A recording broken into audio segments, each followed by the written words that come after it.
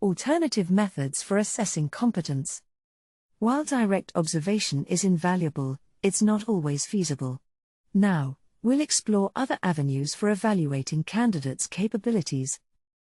Candidate personal reports provide insight into an individual's self-perceived competence. However, they must be corroborated with other assessment methods for validity. Recognition of prior learning, RPL, acknowledges skills acquired through formal or informal learning experiences. It's crucial for recognizing diverse pathways to competence. Simulation of performance offers a controlled environment to assess candidates' skills in real-life scenarios. It allows for safe evaluation of competence in challenging situations. Witness testimony involves gathering feedback from colleagues, supervisors, or clients who have observed the candidate's performance. It provides valuable perspectives on competence. Professional discussion facilitates a dialogue between the assessor and the candidate, allowing for in-depth exploration of knowledge, skills, and attitudes. It's a dynamic way to assess competence. Each method has its strengths and limitations. The choice depends on factors like context, resources, and the nature of competence being assessed. Now, we're going to discuss the criteria for selecting assessment methods. Assessment methods are decided at the planning stage based on information sharing between assessor and candidate. Both parties must agree on methods for comprehensive coverage of knowledge and skills. Good quality evidence from the workplace results from methods meeting standards and considering candidate circumstances. At this planning stage, the assessor is making judgments about the best assessment methods to be used.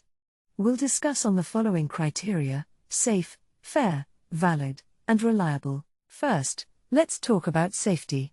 When choosing assessment methods, it's essential to ensure the safety of everyone involved.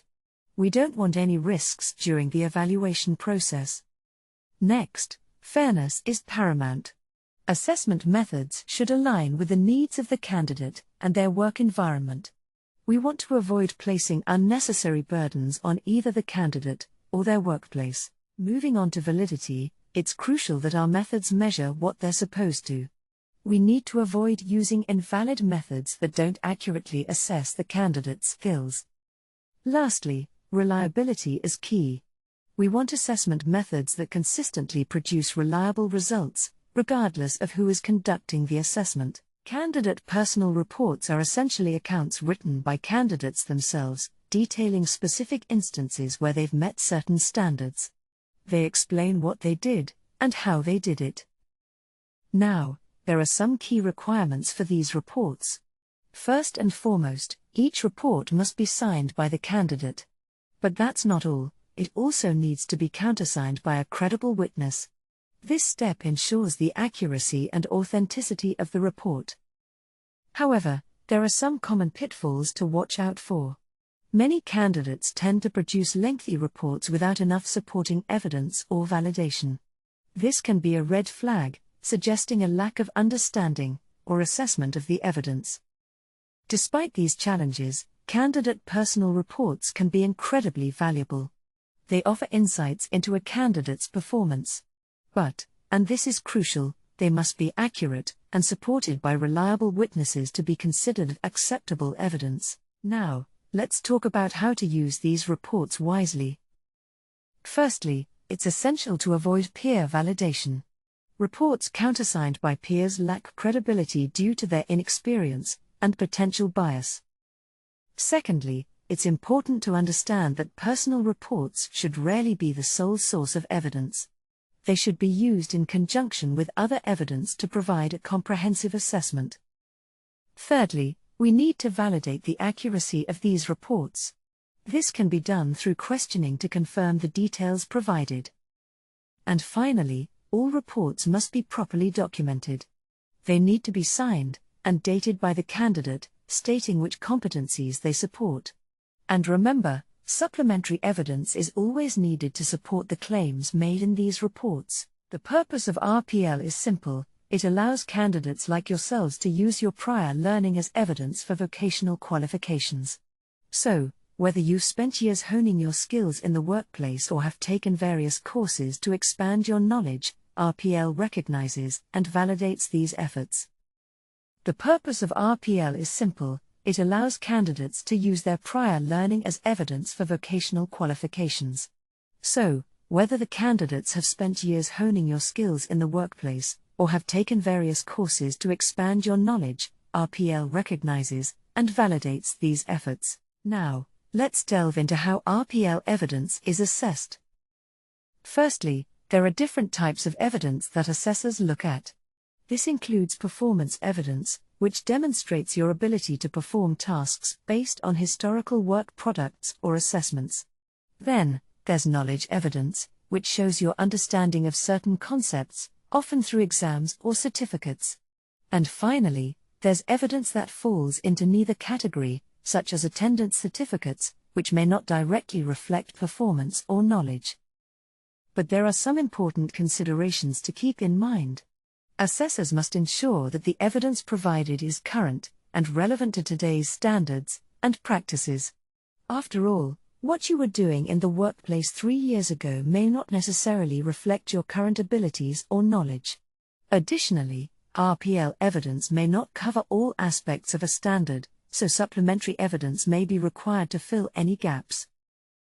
The use of RPL has shortcomings, which the assessor must always. Assessment is now, RPL is always historical, and so currency must always be checked. RPL will never stand alone to cover any part of a standard. Notes that, because of the currency issue, RPL type of evidence will always require supplementary evidence. Simulation of performance. Now, we're going to delve into the realm of performance assessment, particularly focusing on a method that's quite crucial when direct observation isn't feasible: simulation of performance. As you know, there are instances where assessing candidates through direct observation isn't always possible. This could be due to various reasons, such as the task not being readily available, its infrequency, hazards involved, or even cost constraints. In such scenarios, we turn to simulation. Simulation allows us to assess candidates in a controlled environment that mimics real-world situations. However, to derive maximum value from this method, and to avoid common pitfalls, meticulous planning is essential. Use of simulation. When deciding whether simulation is the appropriate assessment method, there are a few key considerations to keep in mind. Firstly, we need to assess whether the candidate is likely to demonstrate the required competence in their routine work. We also need to evaluate the visibility of the candidate and the availability of other evidence sources such as logbooks or witness testimony. Simulation becomes particularly valuable when other evidence sources are limited. It provides a tangible way to assess performance when direct observation isn't possible. Simulation becomes particularly valuable when other evidence sources are limited. It provides a tangible way to assess performance when direct observation isn't possible. However, to ensure fairness and accuracy in assessment, there are a few checkpoints we need to adhere to. Firstly, the simulation should be repeatable, allowing candidates to reattempt assessment if needed. Additionally, it must be realistic, accurately reflecting real-world scenarios with all its disruptions and complexities.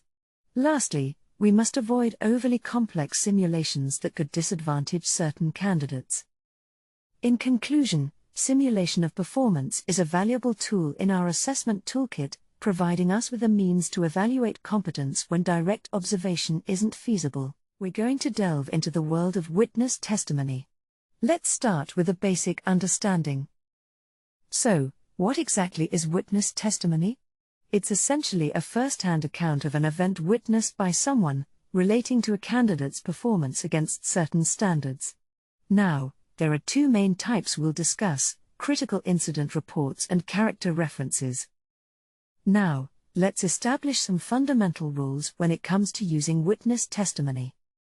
Firstly, it should add value to proving competence.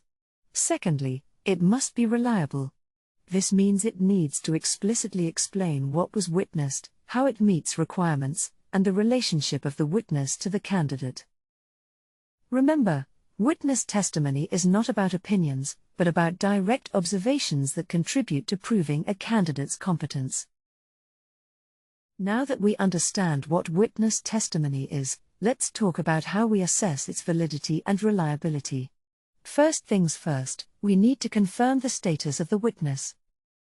This involves checking if the witness holds assessor or verifier qualifications, if they're familiar with the standards being assessed, and if they're in a position to comment on the candidate's actions or knowledge. Stronger testimony typically comes from witnesses who are familiar with the standards and hold assessment qualifications. It's important to note that while witness testimony can be valuable, it should supplement other forms of evidence, not replace them. Ultimately, as assessors, we must ensure the authenticity and validity of all witness testimonies. Remember, witness testimony alone is not sufficient to prove competence. Observation by a qualified assessor remains the primary source of evidence gathering. Now, we're going to delve into the world of professional discussions, a focused method of assessment that's crucial for evaluating aspects of work that might not be evident through traditional means. First things first, it's important to understand that professional discussion is not just a casual chat. It's a structured assessment process designed to assess specific competencies. A key factor in ensuring successful outcomes is the interpersonal skills of the assessor. They need to create an environment where the candidate feels comfortable but also maintain professionalism throughout the discussion. Now, let's talk about how we record evidence and manage the process of professional discussions. Before diving into a discussion, it's crucial to plan and agree on its purpose and parameters. This ensures that everyone involved knows what to expect and what will be covered. Once the discussion is underway, meticulous record-keeping becomes paramount. We need to document the conversation comprehensively to demonstrate how each point aligns with the required standards and evidence. There are various methods for recording professional discussions, such as audio or video recording, or even paper-based logging. However, it's essential to obtain consent from the candidate before recording anything. Finally, effective referencing of evidence to relevant standards and requirements is crucial for verification purposes. This ensures that the assessment process is transparent and accurate, leading to fair outcomes. And that concludes our overview of professional discussions.